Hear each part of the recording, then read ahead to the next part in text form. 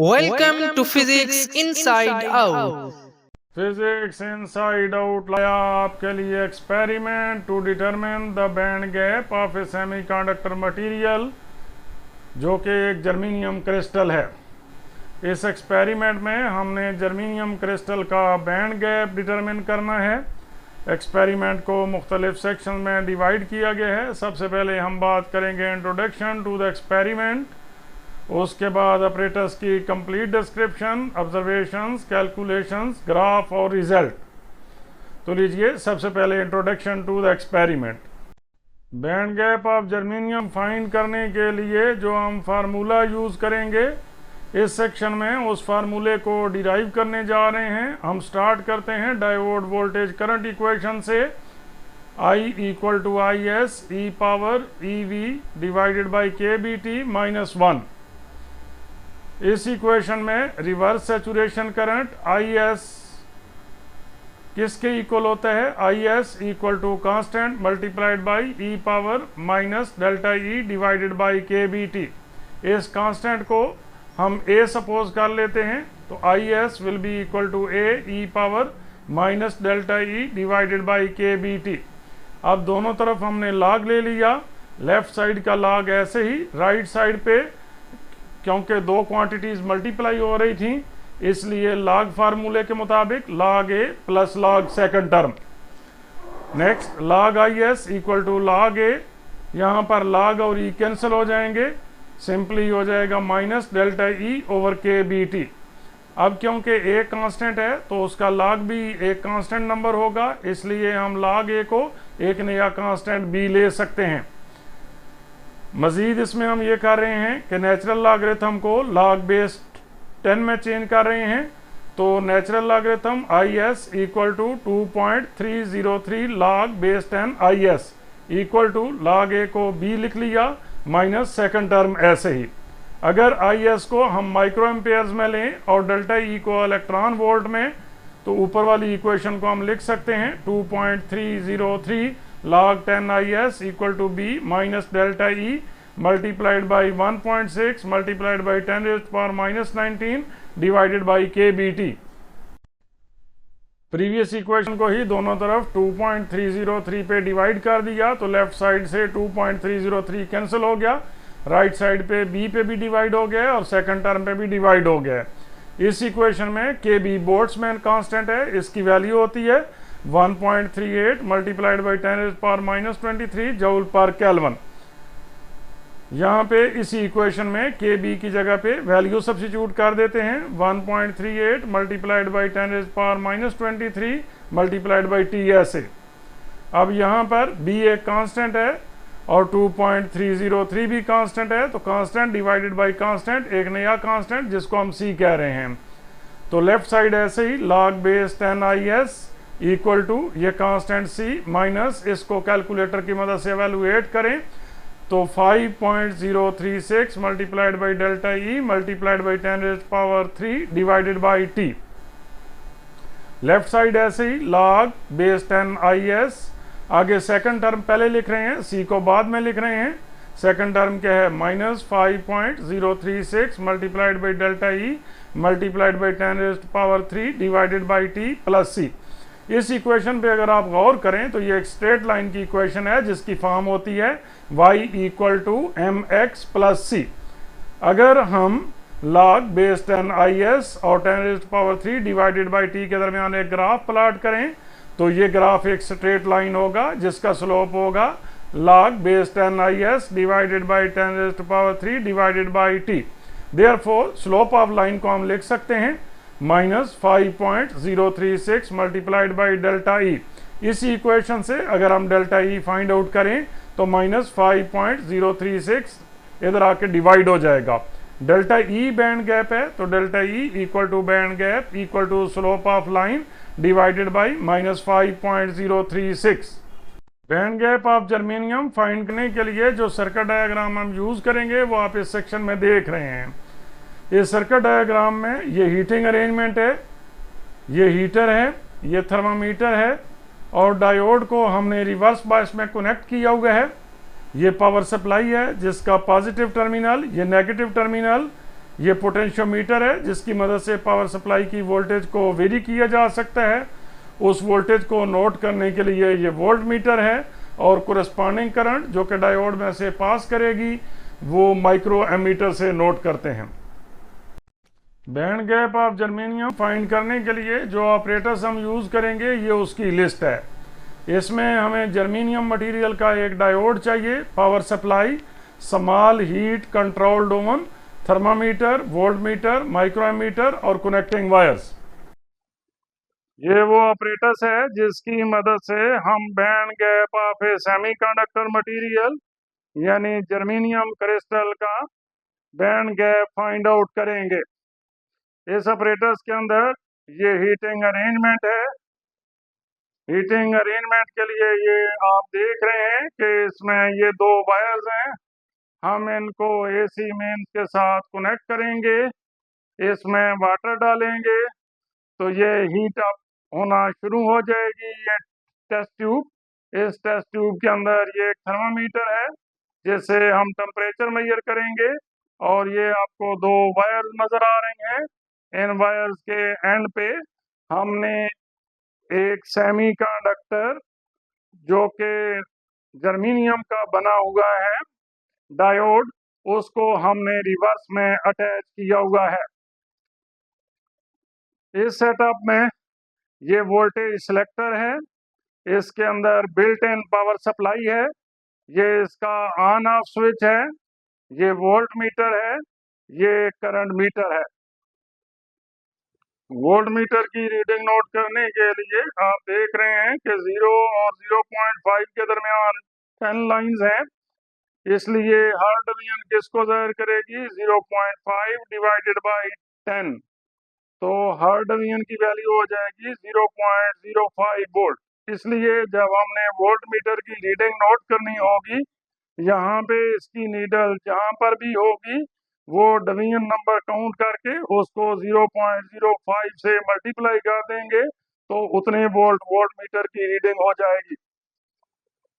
Micro ammeter की reading note करने के लिए आप देख रहे हैं कि 0 और 10 के दरमियान 10 लाइंस हैं, इसलिए हर डिवीजन किसको ज़ाहिर करेगी? 10 डिवाइडेड बाई 10 दैट इज 1, तो इसकी हर डिवीजन 1 माइक्रो एम्पेयर को ज़ाहिर कर रही है। अब हमने यहाँ पे इसके अंदर वाटर डाल दिया है और इसके कनेक्शंस एसी मेन के साथ कर दिए हैं। अब हम यहाँ से वेट करेंगे कि इसका टेम्परेचर इंक्रीज करे। फॉर एग्जांपल हम ये देखते हैं कि इसका टेम्परेचर 70 सेंटीग्रेड हो गया है। उसके बाद यहाँ से हम एसी मेन्स को डिस्कनेक्ट कर देंगे। उसके बाद यहाँ पर हम वेट करेंगे ताकि थर्मामीटर से टेम्परेचर की वैल्यू 60 सेंटीग्रेड हो जाए। अब क्योंकि 70 से वापस 60 सेंटीग्रेड तक आने के लिए कुछ टाइम लगेगा, इसलिए बीच में हम वीडियो को पॉज कर देंगे। उसके बाद दोबारा वीडियो को स्टार्ट करेंगे जब टेम्परेचर 60 सेंटीग्रेड हो जाए। अब हीट करके हमारा टेम्परेचर हो गया है 70 सेंटीग्रेड। जब हमारा टेम्परेचर है 70 सेंटीग्रेड तो हम ऑपरेटर्स को ऑन कर रहे हैं। अब यहाँ से हम वेट करेंगे कि हमारा टेम्परेचर डिक्रीज करके 60 सेंटीग्रेड हो जाए। उतनी देर तक हम वेट करते हैं। जब टेम्परेचर 60 सेंटीग्रेड हो जाएगा उसके बाद हम यहाँ से वोल्टेज और करंट की रीडिंग लेना स्टार्ट करेंगे। अब आप देख रहे हैं कि थर्मामीटर से टेम्परेचर की वैल्यू 60 सेंटीग्रेड आ रही है। इसको अपनी ऑब्जर्वेशन टेबल में नोट करते हैं। अब हमारा टेम्परेचर 60 सेंटीग्रेड है और यहाँ से हम वोल्टेज सिलेक्टर की मदद से वोल्टेज को इंक्रीज करते हैं। वोल्टेज को इंक्रीज करने के बाद वोल्ट मीटर की रीडिंग और करंट मीटर की रीडिंग नोट करते हैं। तो आप देख रहे हैं कि वोल्ट मीटर की रीडिंग हमारी आ रही है 0.9 वोल्ट और करंट मीटर की रीडिंग आ रही है 32 माइक्रो एम्पेयर। इसको अपने ऑब्जर्वेशन टेबल में नोट करते हैं।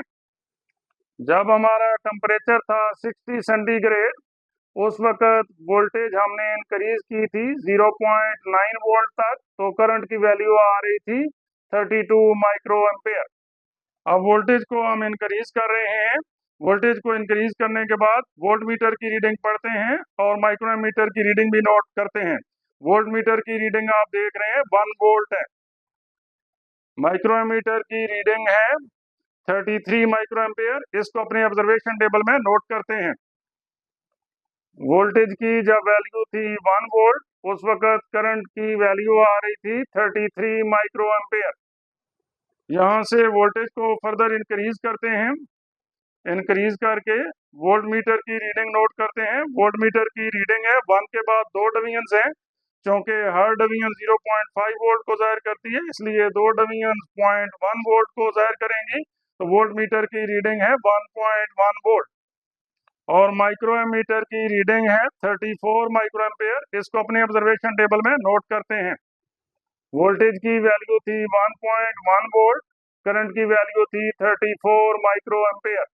वोल्टेज को हम इंक्रीज कर रहे हैं।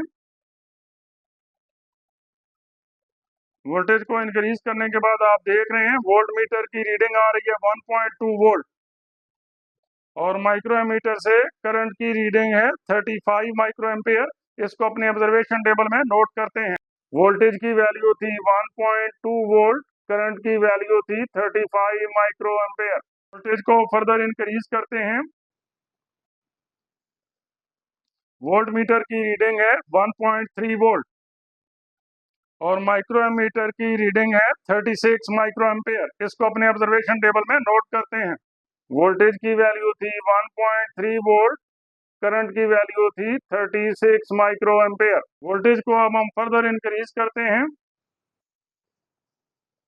यहाँ से आप देख रहे हैं कि वोल्ट मीटर की रीडिंग है 1.4 वोल्ट और माइक्रो एमीटर की रीडिंग है 37 माइक्रो एम्पियर। इसको अपने ऑब्जर्वेशन टेबल में नोट करते हैं।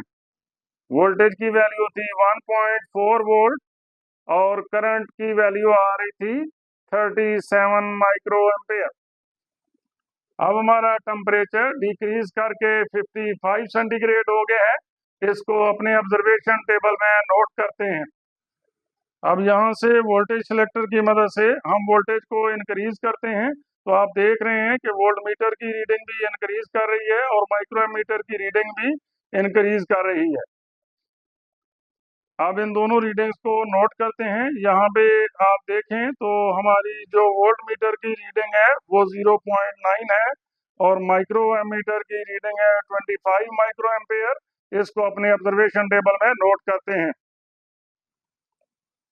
जब हमारा टेम्परेचर है 55 सेंटीग्रेड, उस वक्त वोल्टेज की वैल्यू जब हमने सेट की थी 0.9 वोल्ट, हमारे पास करंट की वैल्यू आ रही थी 25 माइक्रो एम्पियर। अब हम वोल्टेज को फर्दर इंक्रीज करते हैं। इंक्रीज करने के बाद वोल्ट मीटर की रीडिंग भी नोट करते हैं और करंट मीटर की भी नोट करते हैं। आप देख रहे हैं कि वोल्ट मीटर की नीडल एग्जैक्टली 1 वोल्ट पे है और माइक्रो एमीटर की नीडल है 26 माइक्रो एम्पियर पे। इन दोनों को वोल्टेज और करंट की वैल्यूज को अपने ऑब्जर्वेशन टेबल में नोट करते हैं। वोल्टेज की वैल्यू थी 1 वोल्ट और करंट की वैल्यू थी 26 माइक्रो एम्पियर। अब वोल्टेज को फर्दर इंक्रीज कर रहे हैं।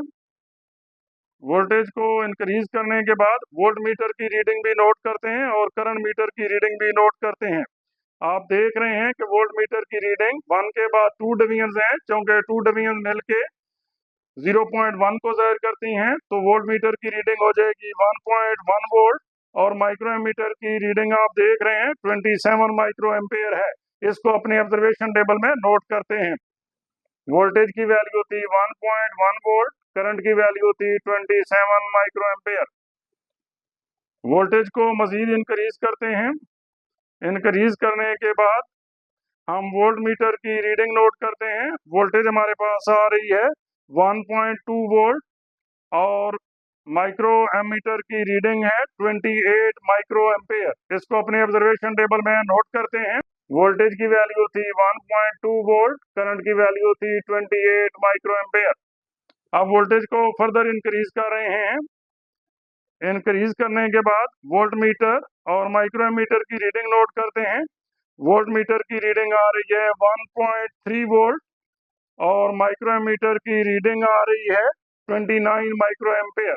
इसको अपने ऑब्जर्वेशन टेबल में नोट करते हैं। वोल्टेज की वैल्यू थी 1.3 वोल्ट, करंट की वैल्यू थी 29 माइक्रो एम्पेयर। नेक्स्ट रीडिंग के लिए वोल्टेज को हम फर्दर इंक्रीज कर रहे हैं। यहाँ से आप देख रहे हैं कि वोल्टेज की वैल्यू है 1.4 वोल्ट और माइक्रोमीटर की रीडिंग है 30 माइक्रो एम्पेयर। इसको अपने ऑब्जर्वेशन टेबल में नोट करते हैं। वोल्टेज की वैल्यू थी 1.4 वोल्ट, करंट की वैल्यू थी 30 माइक्रो एम्पेयर। अब हम वोल्टेज और करंट के लिए 55 सेंटीग्रेड के लिए भी और 60 सेंटीग्रेड के लिए भी ग्राफ प्लॉट करेंगे। वोल्टेज को एक्स एक्सिस के लॉन्ग लेंगे और करंट को वाई एक्सिस के लॉन्ग लेंगे। वहां से उस ग्राफ से हम दोनों टेम्परेचर्स के लिए रिवर्स सैचुरेशन करंट आई नोट करेंगे। ऑब्जर्वेशन में अभी हमने नोट किया है कि जब हमारा टेम्परेचर 60 सेंटीग्रेड था उस वक्त हमने वोल्टेज को इंक्रीज किया और उसके कोरेस्पॉन्डिंग करंट नोट की थी। 60 सेंटीग्रेड को हमने केल्विन में चेंज किया है तो इसमें 273 ऐड कर लिया। उसके बाद हमने वेट किया था कि जब हमारा टेम्परेचर 60 डिग्री सेंटीग्रेड से डिक्रीज होके 55 सेंटीग्रेड हो जाए। 55 सेंटीग्रेड में भी 273 ऐड करें तो आंसर आता है 328 केल्विन। इस टेम्परेचर पे भी हमने वोल्टेज को चेंज किया और उसकी कोरेस्पॉन्डिंग करंट नोट की। वोल्टेज और करंट के दरमियान ग्राफ प्लॉट करने के लिए हमने वोल्टेज को एक्स एक्सिस के लॉन्ग लिया और करंट को वाई एक्सिस के लॉन्ग लिया। ग्राफ प्लॉट करने के लिए हमें एक स्केल की ज़रूरत होती है। हमने स्केल सेलेक्ट किया है along X axis 1 big square equal to 0.5 volt. आप देख रहे हैं कि 1 बिग स्क्वायर में 10 स्मॉल स्क्वायर्स हैं, इसलिए 1 स्मॉल स्क्वायर किसको ज़ाहिर करेगा? हम 0.5 को 10 पे डिवाइड कर देंगे तो आंसर आ जाएगा 0.05 वोल्ट।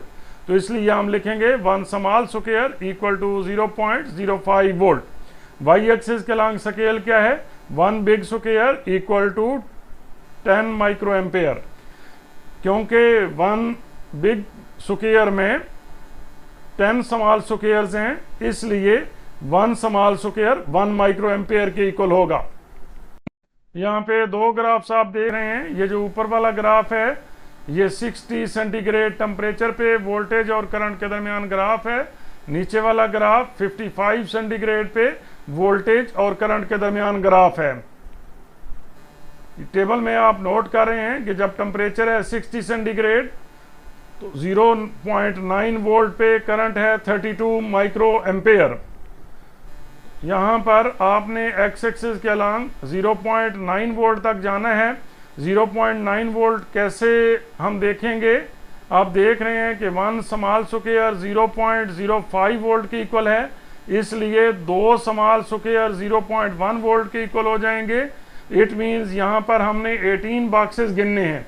18 बॉक्सेस 0.9 वोल्ट के इक्वल होंगे और वाई एक्सिस के लॉन्ग आप देख रहे हैं हर स्मॉल स्क्वायर 1 माइक्रो एम्पेयर के इक्वल है, इसलिए यहाँ पर आपने 32 स्मॉल बॉक्सेस जाना है। तो इधर से 18 से सीधा ऊपर और यहाँ पर 32 के सामने एक पॉइंट मार्क कर देना है। इसी तरह अगला पॉइंट हमने 1 पे 33 के सामने मार्क करना है। तो ये 1 आप देख रहे हैं, 1 से एग्जैक्टली ऊपर जाके इधर से 33 के सामने। बाकी पॉइंट्स भी इसी तरह मार्क करने हैं। फिर इन सारे पॉइंट्स को आपस में मिला देना है। ये हमारा ग्राफ हो जाएगा 60 सेंटीग्रेड पे वोल्टेज और करंट के दरमियान। और बिल्कुल इसी तरह 55 सेंटीग्रेड पे भी हमने वोल्टेज और करंट के दरमियान ग्राफ प्लॉट करना है। अब इसी ग्राफ से हमें 60 सेंटीग्रेड और 55 सेंटीग्रेड टेम्परेचर के कोरेस्पॉन्डिंग सैचुरेशन करंट्स नोट करनी है। वो करंट नोट्स करने के लिए हम इन दोनों ग्राफों को वाई एक्सिस के साथ मिला देंगे। इस ग्राफ में आप देख रहे हैं कि 60 सेंटीग्रेड पे जो ग्राफ था उस लाइन को हमने पीछे ला के वाई एक्सिस के साथ मिला दिया है। इसी तरह 55 सेंटीग्रेड वाली लाइन भी जहाँ पे वाई एक्सिस को कट करती है, ये उसकी सैचुरेशन करंट है। तो 55 सेंटीग्रेड पे सैचुरेशन करंट की वैल्यू है 16 माइक्रो एम्पेयर और 60 सेंटीग्रेड पे सैचुरेशन करंट की वैल्यू है 23 micro ampere. Calculation of band gap में अभी आपने देखा था कि जब हमारा टेम्परेचर था 60 सेंटीग्रेड, उसके कोरेस्पॉन्डिंग रिवर्स सैचुरेशन करंट की वैल्यू थी 23 माइक्रो एम्पेयर। 60 सेंटीग्रेड को हमने केल्विन में चेंज किया। केल्विन में चेंज करने के लिए क्या करते हैं, 273 ऐड करते हैं। इसी तरह जब टेम्परेचर 55 सेंटीग्रेड था, उसके कोरेस्पॉन्डिंग रिवर्स सैचुरेशन करंट की वैल्यू थी 16 माइक्रो एम्पेयर। नेक्स्ट हमने कैलकुलेट किया 1000 डिवाइडेड बाई टी की वैल्यू ये केल्विन वाली सब्स्टिट्यूट करनी है। लास्टली हमने कैलकुलेट किया log बेस 10 IS। हमने ये IS की दोनों वैल्यूज़ का log ले लिया बेस 10 के साथ। ये अब हमारे पास 2 पॉइंट्स आ गए हैं, जिनमें 1000 divided by T x point है और log base 10 IS y point है। तो स्लोप का फार्मूला होता है y2 minus y1 divided by x2 minus x1। इसका आंसर आता है -3.51। अभी पिछले सेक्शन में आपने देखा है कि हमने band gap of semiconductor materials का फार्मूला फाइंड आउट किया था, delta E equal to slope divided by -5.036 electron volt.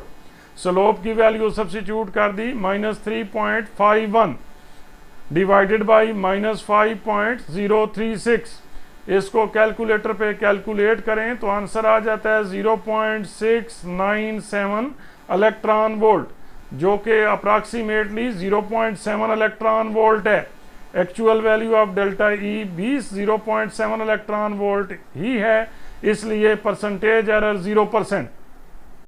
Majeed lectures और एक्सपेरिमेंट्स के लिए फिजिक्स इनसाइड आउट को सब्सक्राइब करें। हर नई वीडियो का नोटिफिकेशन सबसे पहले हासिल करने के लिए बेल आइकन को क्लिक करना मत भूलें।